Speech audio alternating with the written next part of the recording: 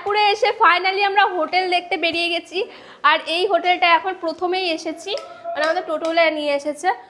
এই মা লাইট এত কম কেন? আয় ভেতরে। হ্যাঁ লাইটটা অনেকটাই কম। ও আচ্ছা আচ্ছা, আমি ভেবেছি লাইট কি, আমি ভাবলাম এটা মানে ব্যালকনি।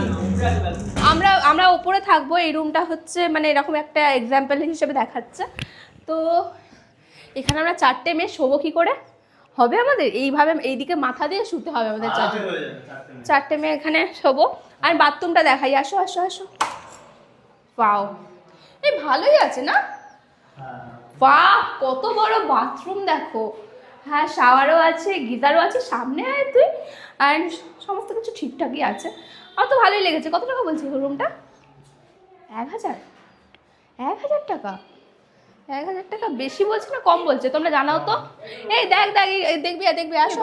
4টে মেয়ে আজকে এখানে শোবো, দেখে নে এখানে শুতে পারবি তো 4জন একসাথে? চাপাচাপি করে শুয়ে পড়বো, ম্যানেজ করে নে। আর এসিও আছে, কোনো অসুবিধা হবে না, হালকা হালকা ঠান্ডা আছে তো কোনো অসুবিধা হবে না। তো এটা তোর এই রুমটাই তাহলে আমরা ফাইনাল করি।